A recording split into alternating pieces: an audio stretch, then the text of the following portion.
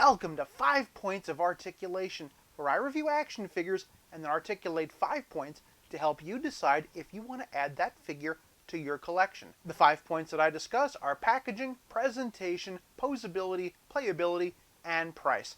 I'm Jason, and as you might be able to tell from the wall behind me, I'm a huge fan of Aliens. In fact, the 1990s Alien figure series by Kenner is my most beloved toy line from my childhood. Imagine my excitement to have gone to my Walmart and discovered the new Lanard toy line of 7-inch Alien collection figures. I am so excited to dig into these. You have no idea. No need to beat around the bush. Let's take these over to the review station and check them out. Taking a look at the packaging, all three figures come in a very similar window box. Shows you everything in the package. We see that this is the Alien collection, and that this is a special edition collector series. Not just any collector series though, this is only available at Walmart and is for ages 7 and up. Nice wraparound art extending from the front to the side. I'm pretty sure this comes from an old Dark Horse comic. Some prog shots on the side, they're the same in all three. And at the top we can see there's even more pictures of aliens. I'm not gonna lie, I think at this point it's a little bit cluttered. I'm kind of getting like bootleg vibes, and nothing much at the bottom except for letting you know it is a choking hazard. Where the boxes do differentiate from one another is in the back. We do get this write-up up here, however, for all of them, which I'm not going to be reading. Really cool, get to know your xenomorph chart on the back here, all the different stages of the alien life cycle. It's fantastic for people who aren't really initiated. Nice little United States Colonial Marine tag here, nice little nod to aliens. Here we can see all three figures in the wave, and specifically that in this package we get the drone Xeno, an egg pod, and a face hugger. Switching over to the Warrior, which is based of course on the second film, we can see that it comes with a tube with a face hugger in it. And the Runner, of course we know this is the dog alien from Alien 3, comes with face hugger and also Spike the dog. And you get this nice little cardboard display. If you want to keep that, you could use that for some figure photography. The packaging is a little busy, but for a kid's toy, I think it's fantastic. Everything was safely packed, nicely displayed, communicated everything it needed to. Nothing more you could ask for out of a package, so one whole point. Now that they're out of the package, I can't tell you just how cool these figures are and just how nice they look together. Starting off with the drone, we can see he stands at 7 inches exactly, so pretty much, you know, what it says on the tin. This is the one that's supposed to be based off a Big Chap from the first film. Instead of having a translucent dome to show the ridges underneath, they added this bit of gray paint to kind of give that impression. Nice silver teeth. The double jaw inside doesn't come out, but you can see it. It gets the point across. Wonderful H.R. Giger biomechanical sculpting all throughout. Nice rib cage, lots of lines and ribbing. Nice little tail. We have the dorsal tubes coming out of the back in this little piece here. No peg holes at the bottom of the feet, but honestly, he stands just fine without them. Moving on to the Warrior, I am already in love. Throw some metallic blue paint on anything and I'm happy. I'm not going to measure him out because it's pretty much the exact same figure as the drone. Top of the head is different. Exact same bottom jaw though. And also the forearms and hands are different. Yeah, it's hard to tell because of the backdrop, but the Warrior does include a little bit of a green stripe along the ridges of the top of its head, and also a little bit of green on these forearm fins. Moving on to the Runner, it's impossible to get him standing up on 2 legs, but on all 4 he comes up to about 5 inches. The Runner, of course, is a completely distinct sculpt. Wonderful kind of bronze copper look to it. Also a bit of a wash on here, really bringing out all that detail. Nice silver teeth.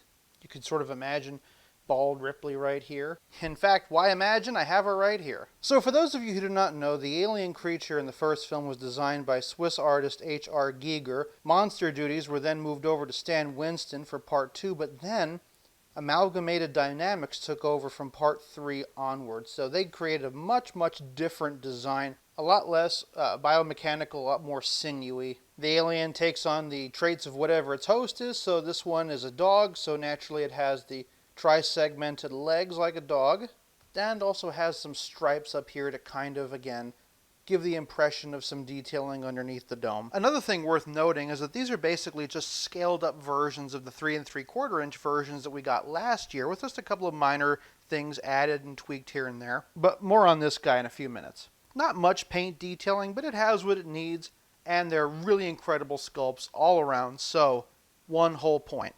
Moving on to posability, the alien drone and alien warrior have side-to-side rotation for their head, no ball joint, which really surprised me. I feel like one could have fit in perfectly right there. You can't turn the head all the way around, of course, because of these shoulder pieces. As I mentioned before, the drone and warrior do have a hinge at the jaw.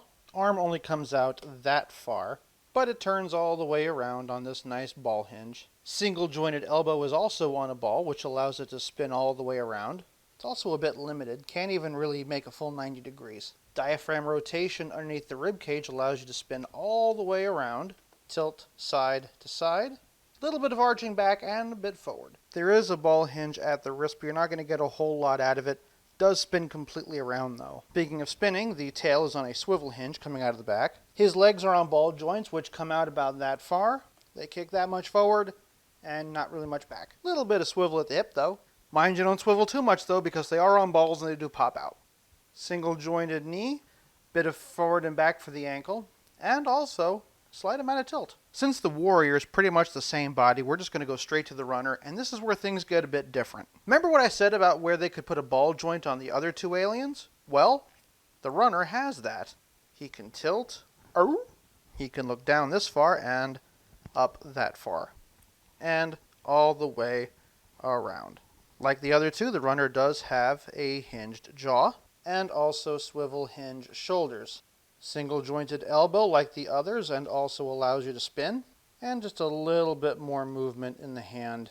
No diaphragm joint, but this is a wonderful opportunity just to take a look and see just how incredibly well detailed this is. Unlike his compatriots who have ball joints, the runner only has a swivel at the hips. His tail is, however, on a ball joint and can spin all sorts of directions. And that's about it.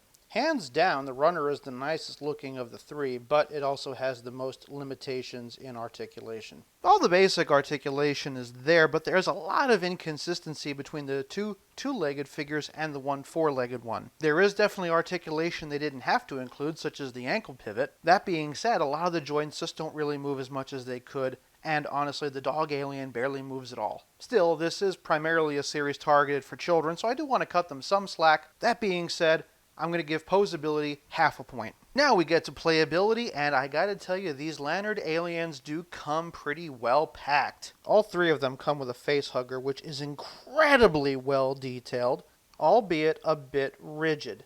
As you can see, they stand up pretty nicely, but they don't really do a good job of actually hugging anybody's face. Again, using Ripley as the example, perfectly well scaled, but really, well, I guess if you have something to hang it on to, then that'll kind of work. I actually do like the Lanard ones more than the NECA ones. But for my money, I'm always going to be a sucker for the old Kenner ones. They're nice and flexible, they wrap around, and they also come in blue raspberry and cherry flavored. The drone does also include this really nice egg, which is one thing that we never got out of Kenner. Compare that one to the NECA, and we can definitely see a pretty big size difference. The Warrior comes with this really cool face hugger trapped in a tube like from the second Alien film. It reminds me also of the tubes from the Alien Creature pack that NECA released that is now very difficult to find, so with a little bit of paint detailing, this could be a nice replacement. And then, of course, there is the runner, and definitely he got some cool accessories. We have Spike the dog, which, my goodness, this is an incredible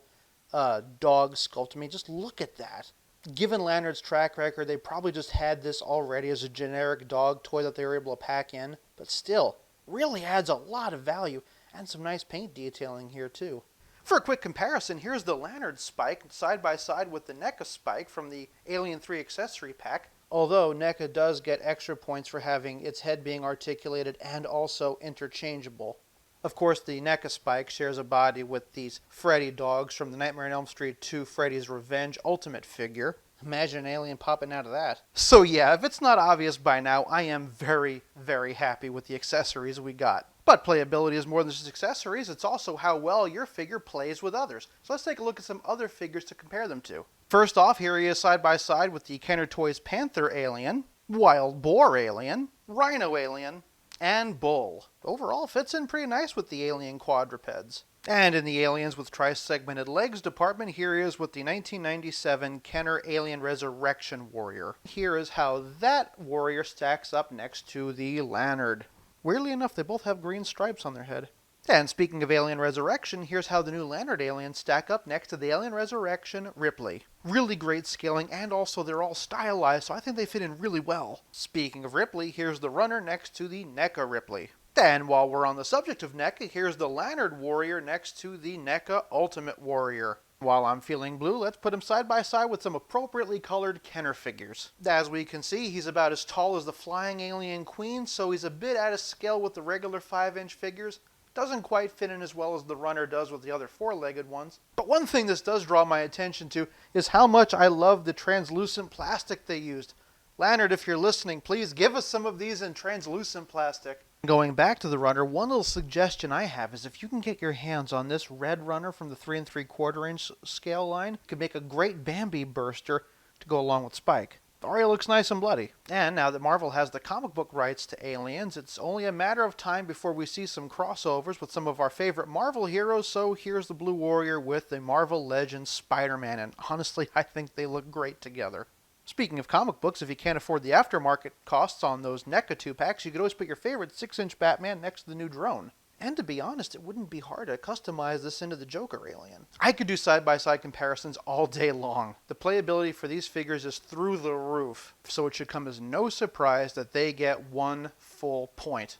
To be honest, I wish I could give them more. This brings us to the final point, price. And oh my goodness, if I haven't hyped this toy line enough, you can get each of these figures at Walmart for only $10 a piece. $10! In an era where action figure prices are creeping up more and more every day, $10 for all of this is incredibly refreshing, perfect price, and really accessible to jump in and just start collecting a bunch of them. I would love to give this line a 5 out of 5, but I do need to be fair. The articulation is a bit lacking, but overall, this is an incredible line. Final total of 4.5 out of 5.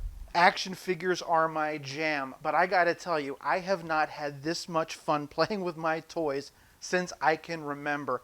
If you're an Alien fan, if you're a toy fan, if you have nostalgia for the 90s series or whatever, $10 a pop at Walmart, you can't beat it. They fit in just about anywhere. Great line, lots of fun. I can't recommend them enough.